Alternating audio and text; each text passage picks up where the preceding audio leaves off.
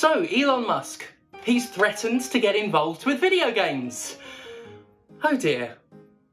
Wait a minute. Oh dear, what am I saying? I'm only joking, of course. It's Elon Musk. Everything he touches turns to gold. Gold coins, at any rate. Those chocolate ones wrapped in foil that you get at Christmas. And the chocolate, in his case, has been replaced with little balls of dog shit that have been pressed into coin shapes. But aside from that, what exciting news! It's Elon Musk, the most emotionally secure man on Earth, the champion of free speech, who has evidenced that commitment to freedom of expression by, allowing slurs on Twitter.com, while labelling the word cisgender as hate speech.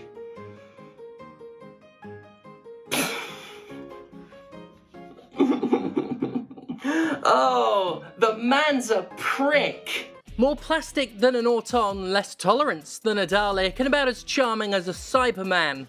These are some of the things I may or may not have said about Elon Musk if I knew jack shit about Doctor Who, which I don't. So I don't know exactly how appropriately insulting any of that was, but I felt it more classy a way to kick things off than to simply call him a cunt. Not content to ruin everything he's ever touched, Musk wants to touch more things and ruin those too. An intellectual scrotum clamp who's so divorced that divorced people get to call him divorced in self-evident sentences, Elon has set his sights on video games as the next thing to smear his red raw cracked milky anus all over. He'll fit right in, really. After all, gaming has a community rife with rampant bigots who pretend to be apolitical while viciously pushing the most blatant purity politics imaginable. A man who says woke mind virus without a trace of irony may have just found his people. But yeah, this twisted amalgamation of every kid to ever perish in Willy Wonka's chocolate factory has decided that video games are too corporate, too ruled by money men. So what it needs is the CEO of Tesla. Oh, and of course, something woke something, because that's what it always comes back to. Now, cause Elon is Elon, and Elon can't do anything without acting the twat, he says he plans to free video games from corporate wokeness by... Actually, can you guess? Can you guess what the pot smoker who drugs tests his employees is going to use to make his idea of the perfect video games? Drum roll, play. Oh, why am I building up to this? It's obvious he's going to use fucking AI. It should be pointed out that, like many of the things he says, there seems to be no actual plan in place for any of this, and it appears to be Elon just running his mouth to generate hype for himself and play saviour like he always does. So why am I even bringing any of it up? I don't know. Seemed funny. He was responding to Dogecoin co-creator Billy Marcus, who was talking a load of old bollocks about game journalists because it's a really easy way to please a percentage of terminally online nerds. Marcus wondered how game journalists became so ideologically captured when self-styled gamers have always rejected dumb manipulative BS and can tell when someone is an outsider poser.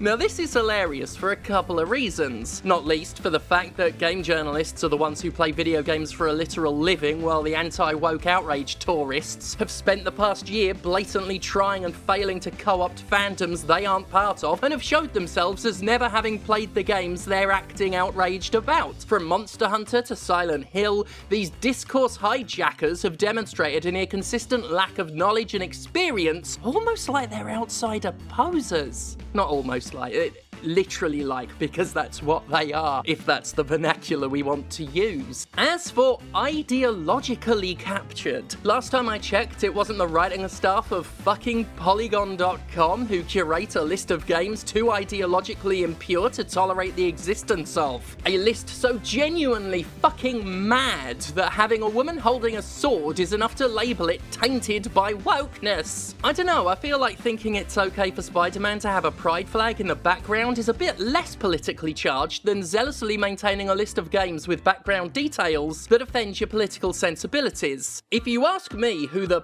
posers are when it comes to video games, firstly I'd laugh at you for suggesting the playing of computer games is such a lifestyle choice that it could even have posers. Only the clown is impressed. And secondly, I'd suggest that the ones who play games constantly are probably more sincere than the ones who made a list of games they refuse to play that includes literally most video games. In fact, you know what I like about Blue Sky as opposed to Elon's Twitter? I've gone back to talking about video games again because I can do that without being called a tranny. Video game discourse is so much more about the video games when there's not a bunch of posers calling themselves hardcore gamers making it all about their political beliefs. Also, not to brag or anything, predominantly because it's not all that braggable, but I know a lot more about video games than either of the people I've mentioned so far, and the self-labelled gamers agreeing with them. Take it from me, Stephanie Sterling, the one true gamer. I've analysed the business for 18 years, played most of the mainstream new releases in that time, and as many less mainstream ones besides. Hell, I've contributed to the creation of games more than every outrage tourist combined, even the ones claiming to be game developers. Unlike the Nerds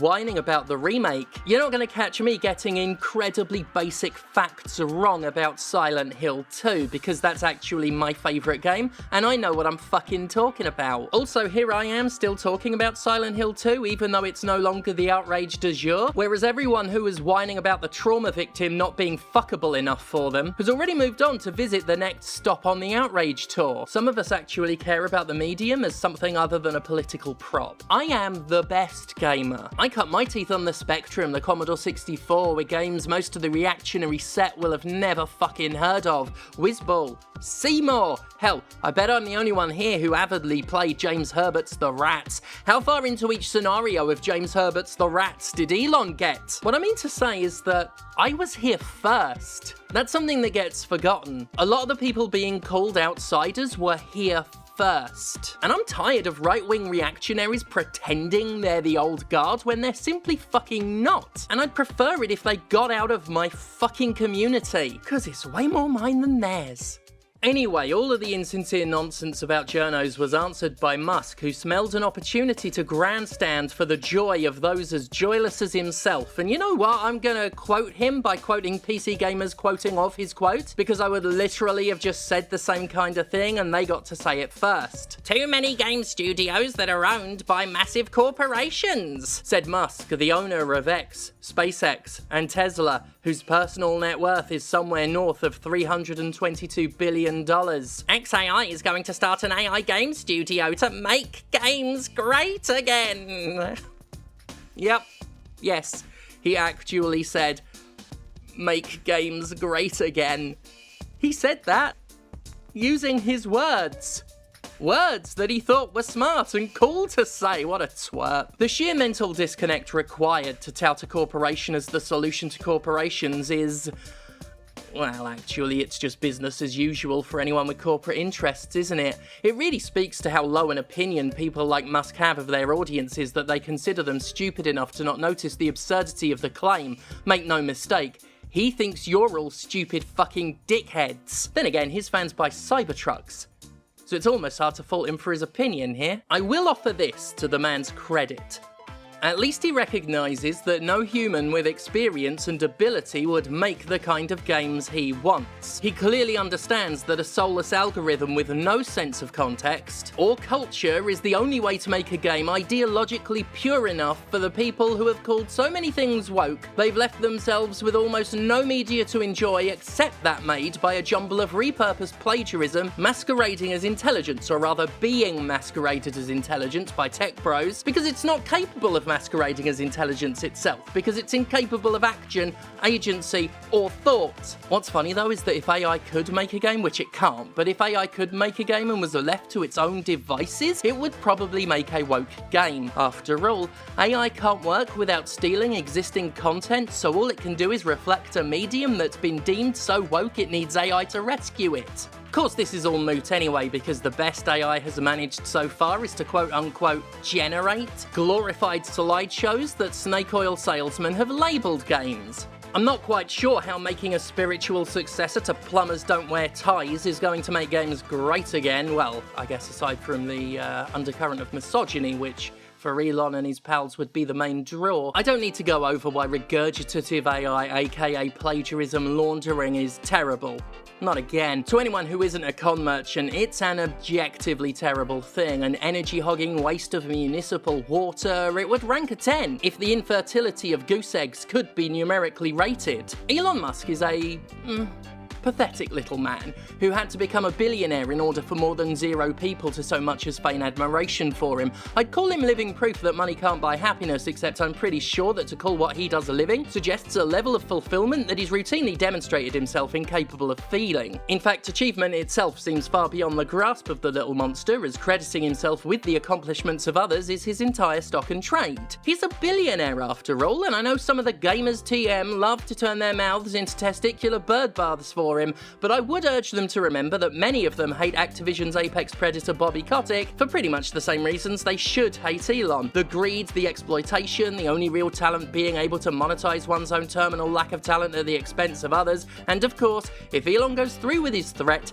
they'll have making the game industry worse in common as well. I mean, if you don't like how video game publishers have monetized the fuck out of video games, just wait until the man who sells blue check marks gets involved. As a billionaire, his very existence is unethical, immoral, and aberrant. He paid over the odds to buy a social media platform to falsify a sense of popularity, driving its value into the dirt as a result and renaming it as X to fulfill a years-long obsession with naming something X ever since his first attempt to name something X failed when everyone thought it was stupid. As I think about what I've said so far, I notice that it's incredibly aggressive, which won't do me any favours with the crowd who go around claiming I suddenly became a lot more angry and emotional just a couple of years ago. Bunch of fucking morons they are. I'm not really sorry for the aggression though, because as I've stated before in other videos, we're talking about people for whom the slightest bit of queer representation is too much representation, the hostile expression of which calls for the public eradication of people like myself.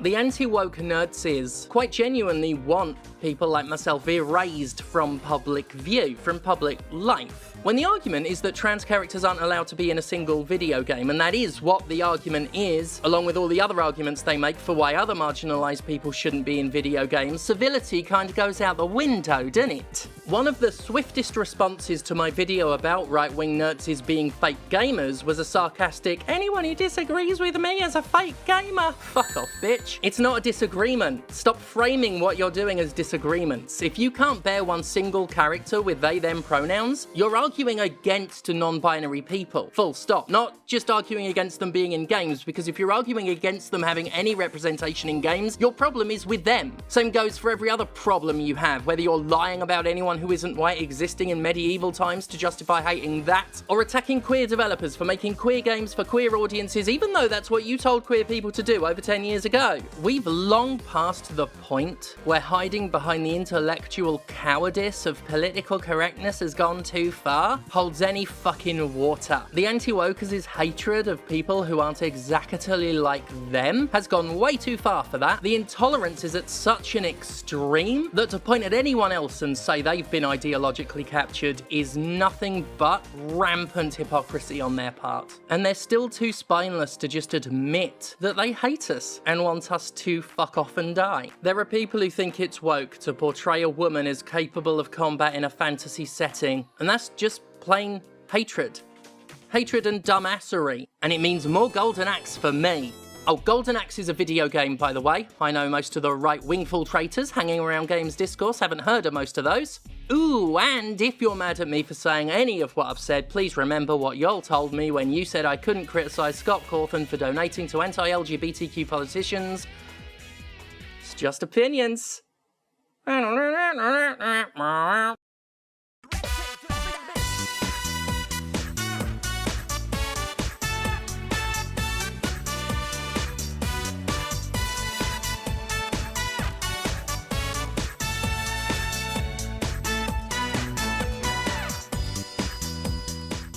Just opinions, freedom of speech. I was only joking, bruh. Thank God for me. There's not really much more left to say, is there?